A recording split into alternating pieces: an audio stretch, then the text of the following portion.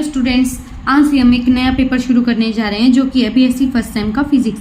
तो BSc first sem में दो पेपर है, एक तो मैकेनिक्स है और एक इलेक्ट्रिसिटी एंड मैग्नेटिज्म है, या फिर इलेक्ट्रॉनिक्स भी नाम आता है कहीं कहीं पे। ठीक है, तो हम देखेंगे कि पेपर में लिखते कैसे हैं, मतलब डिस्क्रिप्टिव पॉइंट ऑफ व्यू से देखेंगे हम। डिटेल्ड वीडियो तो काफ़ी मिल जाएंगी यूट्यूब चैनल पे, पर मतलब पेपर में मेन पॉइंट्स लिखते क्या हम, जिससे हमारे अच्छे नंबर आ जाए, अच्छी परसेंटेज बन जाए, उसके लिए मैं बताऊंगी आपको क्या क्या लिखना होता है। ठीक है, तो हम यूनिट 1 से शुरू करेंगे, हम दोनों को साथ लेके चलेंगे। और अगर आपको बीच में कोई और ऐसा टॉपिक है जो चाहिए हो तो उसके लिए कमेंट में ज़रूर बता देना, मैं आपके लिए वो वाला टॉपिक अवेलेबल करवाने की पूरी कोशिश करूँगी। ठीक है, तो ये टू द पॉइंट नोट्स हैं, आपको इतना लिख दोगे ना तो बिल्कुल अच्छे नंबर आ जाएंगे आपको। ठीक है, तो हम शुरू करते हैं यूनिट 1 मैकेनिक्स की। तो यूनिट 1 मैकेनिक्स की में क्या होता है वो देख लेंगे। पहले सबसे पहले हम जानेंगे कि मैकेनिक्स होता क्या है। तो मैकेनिक्स क्या होता है, मैकेनिक्स है ना फिजिक्स की एक ब्रांच होती है जो क्या स्टडी करती है, वो स्टडी करती है कि कोई ऑब्जेक्ट मोशन में है नहीं है, मतलब ऑब्जेक्ट का मोशन स्टडी करती है, सिंपली कह दो। तो अगर हम डेफिनेशन में लिखेंगे तो क्या लिखेंगे, it is the branch of physics in which we deals with the study of object which is in motion. अब मैकेनिक्स की टाइप्स देख लो एक बार, स्टैटिक्स, काइनेमेटिक्स, डायनेमिक्स, ये मैकेनिक्स की ब्रांचेज है। तो अब देखो स्टैटिक्स ब्रांच में क्या होता है, इसमें क्या होता है, देखो it is the branch of mechanics in which we deals with the study of object which is in motion without knowing the cause of motion. इसमें क्या होता है, ये वो ब्रांच है मैकेनिक्स की जिसमें हम स्टडी करेंगे ऑब्जेक्ट को मोशन में है उसको स्टडी तो कर लेंगे, पर ये नहीं पता हमें कि वो जो ऑब्जेक्ट है ना वो मोशन में क्यों है, मतलब उसका रीजन नहीं पता, तो वो होता है स्टैटिक्स। ठीक है, काइनेमेटिक्स, एक काइनेमेटिक्स होता है और एक डायनेमिक्स होता है। अब अगली डेफिनेशन देखो, डायनेमिक्स क्या होता है, it is the branch of mechanics in which we deals with the study of object which is in motion by knowing the cause of motion. अब देखो स्टैटिक्स में क्या था, हमें मोशन नहीं पता, हमें ऑब्जेक्ट का काज नहीं पता था कि वो मूव क्यों कर रहा है, मतलब मोशन में क्यों है वो। और डायनेमिक्स में क्या होगा, हमें कोज पता होगा कि वो ऑब्जेक्ट मोशन में क्यों है। ठीक है, अब देखो क्लासिकल मैकेनिक्स और क्वांटम मैकेनिक्स क्या होता है, काफ़ी बार मतलब एग्जाम में शॉर्ट क्वेश्चन में आ जाता है कि डिफरेंस बताओ क्लासिकल मैकेनिक्स और क्वांटम मैकेनिक्स में क्या होता है, या फिर डिफाइन करो। तो देखो क्लासिकल मैकेनिक्स क्या होता है, ये वो ब्रांच है फिजिक्स की जो डील्स करती है study of object at macroscopic level, मतलब मैक्रोस्कोपिक लेवल पे ऑब्जेक्ट को स्टडी करेगी। और जो क्वांटम मैकेनिक्स है ना वो स्टडी करती है ऑब्जेक्ट को माइक्रोस्कोपिक लेवल पे। Branch of physics which deals with the study of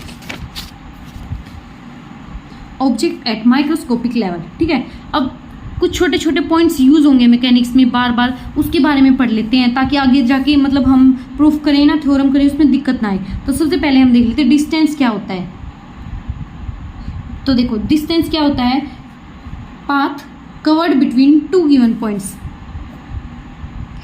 दो पॉइंट्स हैं, उन दोनों के बीच में जितना डिस्टेंस कवर किया जाएगा ना, जितना पाथ होगा वही होता है डिस्टेंस। जैसे एक पॉइंट यहाँ पे है, एक पॉइंट यहाँ पे, यहाँ से यहाँ जाने में कितना पाथ कवर हुआ, वही हमारी डिस्टेंस है। ठीक है, डिस्टेंस की डेफिनेशन क्लियर होगी। तो देखो डिस्टेंस की डायमेंशन क्या होते हैं, डिस्टेंस की डायमेंशन होता है m0 l1 t0। ठीक है, डिस्टेंस की यूनिट होती है मीटर और डिस्टेंस एक स्केलर क्वांटिटी है।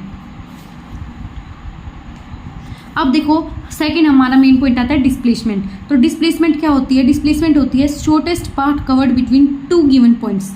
सबसे छोटी जो मतलब डिस्टेंस होती है ना, सबसे छोटा पाथ होता है जो कवर किया जाता है दो गिवन पॉइंट्स के बीच में, उसी को बोलते हैं डिस्प्लेसमेंट। मतलब दो पॉइंट हैं, जाने के कई रास्ते हो सकते हैं, पर जो सबसे छोटा रास्ता होगा ना उसी को डिस्प्लेसमेंट बोलेंगे। तो देखो डिस्प्लेसमेंट की यूनिट भी मीटर होती है, लेकिन डिस्टेंस और डिस्प्लेसमेंट में क्या फ़र्क है फिर, डिस्टेंस है ना वो स्केलर क्वांटिटी होता है, जबकि डिस्प्लेसमेंट है ना वो एक वेक्टर क्वांटिटी है। यूनिट दोनों की मीटर रहेगी।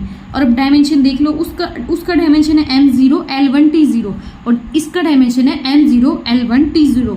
दोनों का सेम डायमेंशन है, दोनों की सेम यूनिट है, डेफिनेशन में फ़र्क है, और ये स्केलर क्वांटिटी है, ये वेक्टर क्वांटिटी है। ठीक है, मैं मोटा मोटा बता रही हूँ आपको डेफिनेशन में होता क्या क्या है, एक बार और भी हो जाएगा तो थ्योरम्स करने में दिक्कत नहीं आएगी। तो देखो स्पीड क्या होती है, स्पीड होता है डिस्टेंस अपॉन टाइम। स्पीड एक स्केलर क्वांटिटी होती है, आगे वेलोसिटी आएगा वो होती है वेक्टर क्वांटिटी। तो स्पीड की ऐसा यूनिट होती है मीटर पर सेकंड, और डिस्टेंस होता है डायमेंशन होता है m0 l1 t1। ठीक है, अब वेलोसिटी क्या होता है, वेक्टर क्वांटिटी होता है। वेलोसिटी की फॉर्मूला है डिस्प्लेसमेंट अपॉन टाइम, यूनिट होती है मीटर पर सेकंड, और डायमेंशन होगा हमारा ये d है, डायमेंशन होगा m0 l-1 t-1, ये हमारा डायमेंशन है। ठीक है,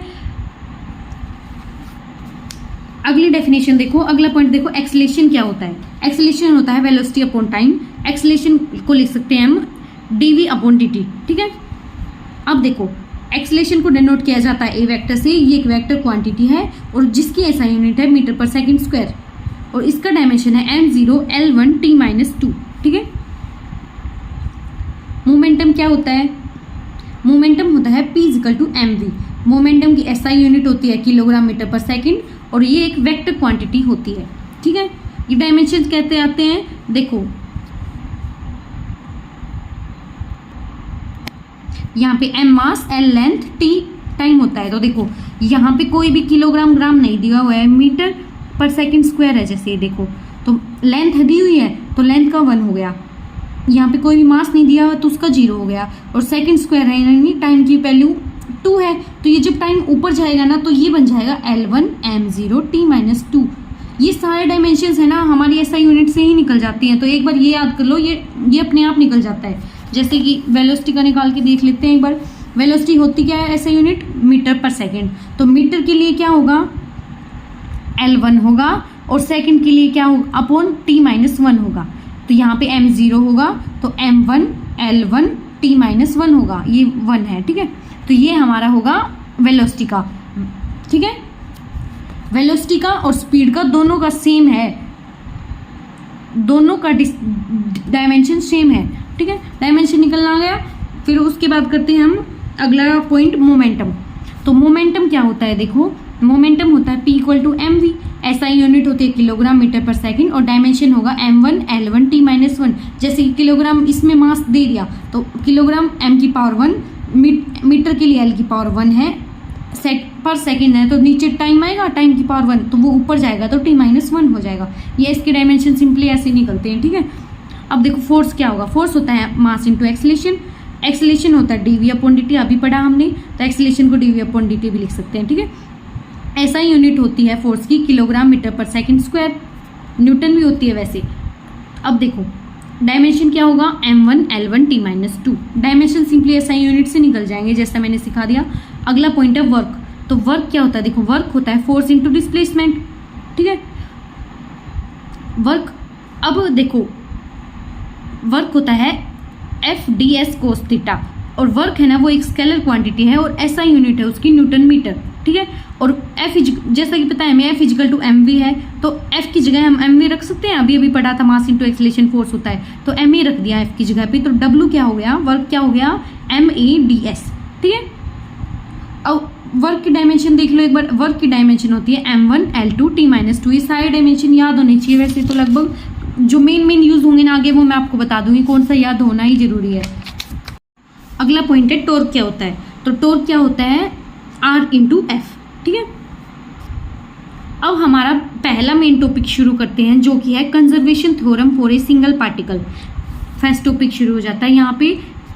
आज की वीडियो में तो ये एक ही टॉपिक कवर हो पाएगा। अब देखो इसमें क्या लिखते हैं, हम दो तरीके से कंजर्वेशन करेंगे सिंगल पार्टिकल का। एक तो करेंगे conservation theorem for linear momentum और एक और करेंगे कि conservation theorem for angular momentum, ठीक है। तो पहले लीनियर मोमेंटम का देख लेते हैं। If net force applied on a particle is 0 then linear momentum of the body is covered, conserved और कांस्टेंट। अगर ये क्या कहता है इसमें, कंजर्वेशन लीनियर मोमेंटम की थ्योरम में क्या कहेगा, अगर हम कोई भी फोर्स अप्लाई नहीं करेंगे मतलब नेट फोर्स 0 है तो जो लीनियर मोमेंटम है ना वो कांस्टेंट रहेगी, कंजर्व्ड रहेगी। कंजर्वेशन थ्योरम यही कहती है। इसका प्रूफ भी करेंगे हम। प्रूफ में क्या लिखेंगे, देखो न्यूटन सेकंड लॉ के अकॉर्डिंग क्या होता है, F = ma होता है, मैंने बताया था, और F = dp अपॉन dt भी होता है, ठीक है। अब देखो अगर फोर्स 0 है, मैंने जैसा कि डेफिनेशन में कहा कि नेट फोर्स 0 होना चाहिए। तो नेट फोर्स 0 कैसे होगा, देखो नेट फोर्स 0 यहाँ पे 0 रख देंगे, नेट फोर्स 0 रख दी वैल्यू तो dp/dt की वैल्यू भी 0 आ गई। dp/dt की वैल्यू 0 है यानी p भी 0 है, यानी p कांस्टेंट है, p कंजर्व्ड है। इतना छोटा सा ही प्रूफ है और इससे ज़्यादा कुछ नहीं लिखना आपको, सिंपली सीधी सीधी बातें लिखनी है। नेट फोर्स 0 तो मोमेंटम 0, बस। अब फिर अगला पॉइंट आता है कि conservation theorem for angular momentum.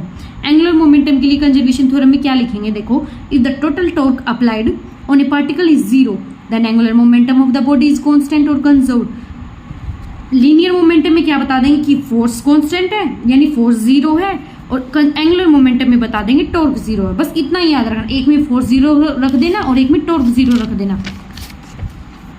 अब इसका एक बार प्रूफ देख लेते हैं।